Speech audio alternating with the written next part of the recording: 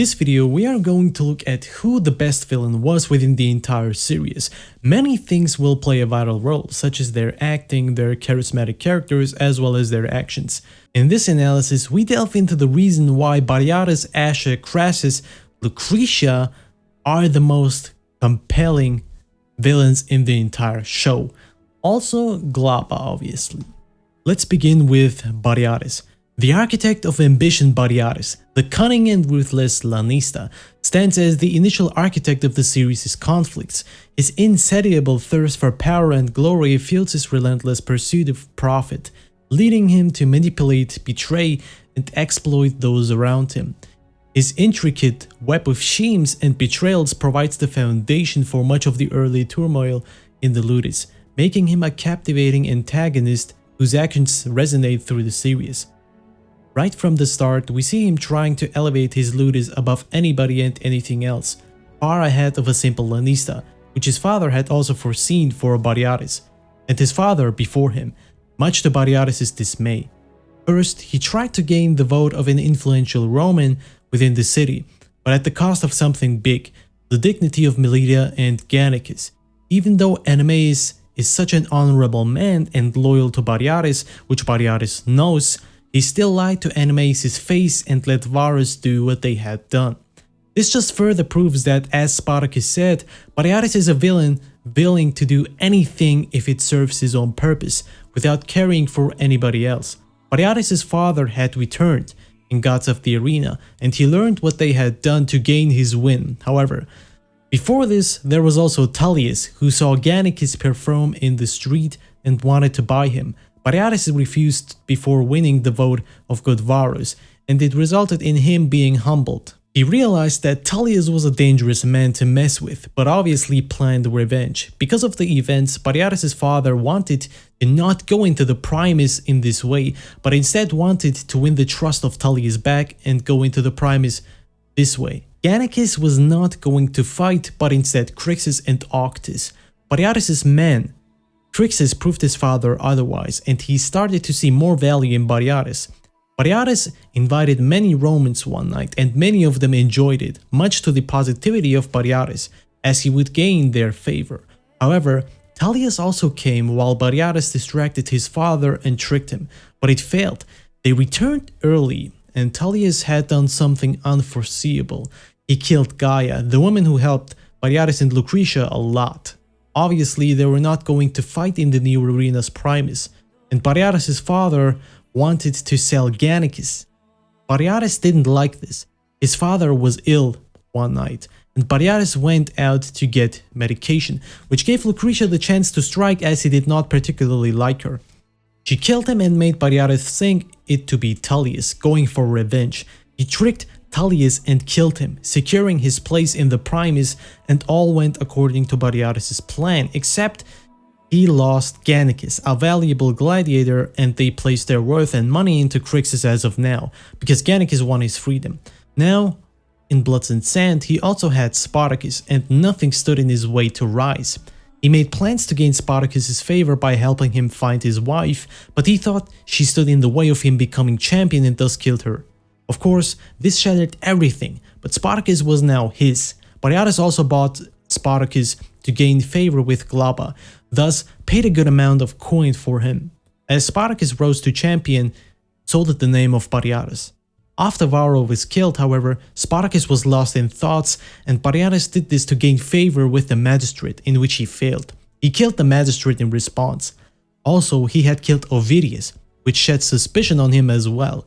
In the end, Spartacus knew that Batiatus killed his wife and killed him in return.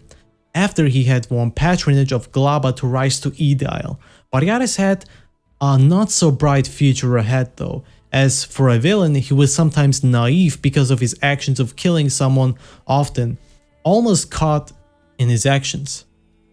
People in the Senate would question all his actions, everybody with whom he transacted, opening paths for them to find out what Batiatus did to rise in positions and everything they have done. And this basically concludes Batiatus' villain story. He got killed by Spartacus in the end, and this concludes him. Number 2 would be Ashur, the dark schemer. Ashur, a formidable gladiator turned manipulative henchman. earns his place among the best villains due to his sheer cunning and ability to adapt. His survival instincts drive him to orchestrate chaos and deceit, serving as the driving force behind many significant events. He calculated the nature and willingness to align himself with the various fractions, and this makes him a consistently unpredictable threat, and his ability to exploit the vulnerabilities of others is both chilling and captivating. He really played his way from zero where he was, and he did a damn good job at that. So where do we begin with Ashur? He manipulated the death of Ovidius not being entirely finished, so that the son is alive by the messenger, tricking everybody, even the magistrate, to be able to kill Barca. He tricked Batiatus into letting him believe that Barca didn't do the job because he owed Barca a lot of coin because of the fight for Theocles, and this information was obviously not true, that the son was still alive. He manipulated Crassus and Navia later on and made Crassus lower his guard and reveal their secret. He rose alongside Batiatus. Ashur helped trick Solonius for the death of the magistrate. He caught enemies and gathered information for Glaber. He regained position and rose alongside Glaber a lot. He did all he had to do and was about to earn his freedom likely, and the ludus of Batiatus itself. Glaber even wanted Ashur alongside him to rise in fame and position. However, his end came when Lucretia tricked him with her villainy, and his mistake was, taking the bracelet of Sepia's brother. Sepia tried to kill Glaber, after all, and Ashur was going to the mountain of Vesuvius to be finished off by Navia, an ending I despised to the bones, but whatever, he deserved better. Number 3 would be Lucretia, the manipulative puppeteer Lucretia. Batiatus' wife presents a unique blend of charm and malevolence. As the series progresses, her descent into madness and obsession transforms her into a captivatingly twisted villain. Her intricate manipulation of those around her and her willingness to manipulate her own perception make her a force to be reckoned with, seen many times in the series to say the least.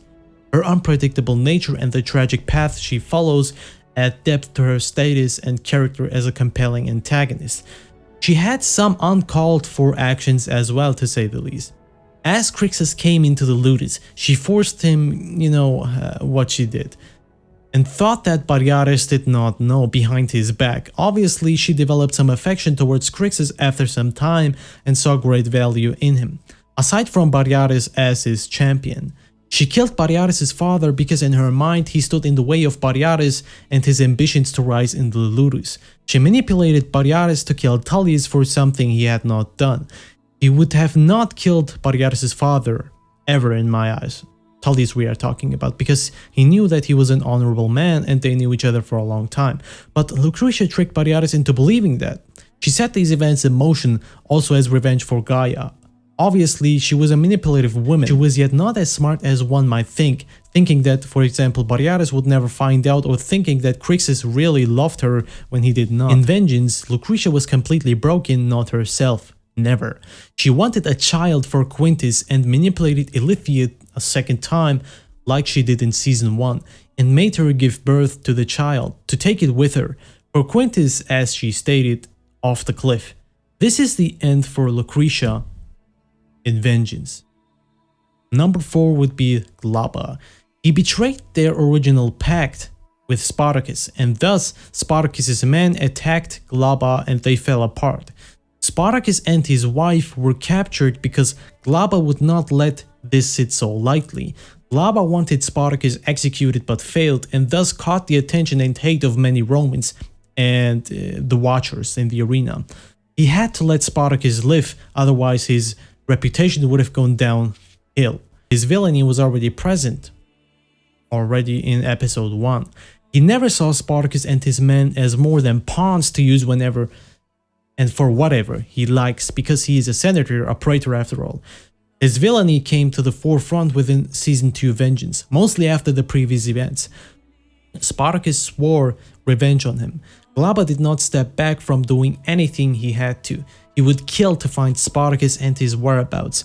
Glaber had captured some of Spartacus' men, but the arena fell down and he killed Elithia's father because he knew he would never support Glaber. This showed how truly evil he actually is and can be if needed. He obviously lied to Elithia. He also acquired new pawns such as the Egyptian and other mercenaries thanks to Ashur, and killed many innocent people and killed his competitor, the brother of Sepia, in the middle of the night, also showing his evil side.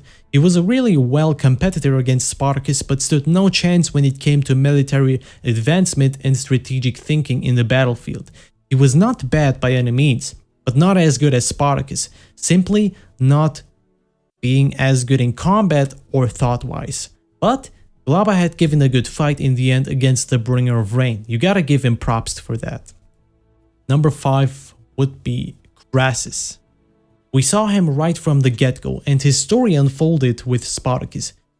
He was the most well thought out villain of them all. At first, he said he does not want a position within the army to march against Spartacus, or at least not as one of the highest generals, when it was with Cosinius and Furius, but it was clear from the get-go that Crassus had other plans for it. He knew that if he does not personally attend, or even before the army comes into place, that Cosinius and Furius would not be able to beat Spartacus, and that Spartacus would kill them. Crassus always saw the broader picture and knew that Spartacus and his men were more than slaves when it came to the battlefield. And thus, as he foretold it, they both got killed and he was the sole leader of the entire army now, even of the men of Cosinius and Furius, the remains at least. Crassus successfully let Caesar sneak into the city of Sinuessa and let them betray themselves from the inside, successfully, regaining the city as a whole, alone, thanks to intellect and Caesar's adaptability. They both, as villains, do a fantastic job. Obviously, since Crassus did not underestimate Spartacus, there were times when he was ahead of his plans many times, even with the keen intellect of Spartacus. After Sinuessa had fallen, there was also one more thing Spartacus did not see coming. The Romans, more specifically Crassus, had made a pact with the pirates, so that they would betray Spartacus and his men when the time came, as in the end of Sinuessa. Crassus knew he had supplies and the men, and whereas Spartacus's men were fading in the cold and slowly dying out. He needed to do something. Spartacus devised a plan, but it failed because Crassus was intelligent enough to not remain in these cold mountains and terrains and the tents, and thus all they acquired is Naevia injured. However, one last time, Spartacus proved to be the more devious of mind when he concluded a plan to get over the wall, which was guarded by a handful of Romans. In their last fight, knew that he outnumbered Spartacus, and his plan was originally to split the two anyways, and he succeeded.